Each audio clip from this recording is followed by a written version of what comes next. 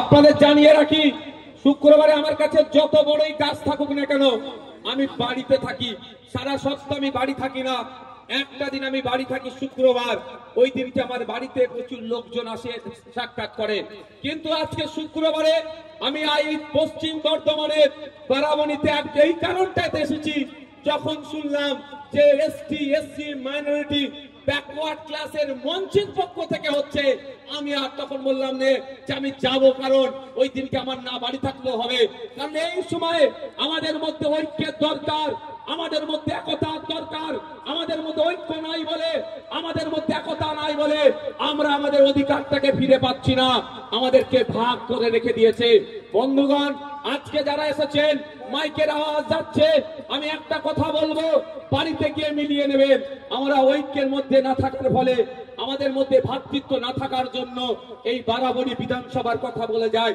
এখানে প্রায় 50% উপরে ভোটার এসটি এসসি কমিউনিটির মানুষ, প্রায় 9 থেকে 10% ভোটার মাইনরিটি কমিউনিটির মানুষ, সব মিলিয়ে ওবিসি মিলিয়ে দেখা যাবে প্রায় 60 থেকে 70% মানুষ ব্যাকওয়ার্ড ক্লাসের মধ্যে পড়ছে।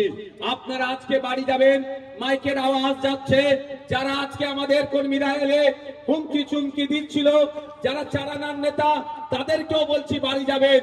বাড়িতে গিয়ে আপনার বাচ্চাগুলোকে জিজ্ঞাসা করবেন, ক্লাস 4 যে বাচ্চাটি পড়ে, ক্লাস 5 যে বাচ্চাটি পড়ে, ক্লাস 6 এর বাচ্চাটিকে ডাকবেন, ক্লাস 4 এর বাচ্চাটিকে ডেকে অঙ্কের বইটা খুলে দেবেন, গণিতের বইটা খুলে দেন, খুলে দিয়ে বলেন অনুশীলন 1-এর অঙ্কটা করতে। আমি আপনাদের চ্যালেঞ্জ করে যাচ্ছি, আমি যদি ভুল বলি কোনোদিন আপনাদের বারাবণীর দিকে আমি আর মুখ দেখাবো না। 100টা বাচ্চাকে ট্রাই করবেন, 90টা বাচ্চা দেখবেন অঙ্কে অনুশীলন 1টাই ফেল করছে। ক্ষতি কার হচ্ছে না? কার হচ্ছে? আমার ছেলের হচ্ছে না। কেন? আমি নেতা, আমি তো তোলাবাজি করছি, আমি তো 8,000 টাকা মাইনে দিয়ে এদেরকে শোষণ করছি। 8,000 টাকা মাইনের বাড়ানোর কথা বললে কোম্পানিকে, আমি আমাকে দিয়ে বলছি, অন্যজন বললে চোখ দিয়ে পানি বেরোতে পারে, আমি আমার ঘাড়েই দিচ্ছি ভাই। বুঝতে পারছেন কার কথা বলছি? কারো বুঝতে অসুবিধা আছে নাকি? যারা বুঝতে পারছেন হাত তুলুন তো।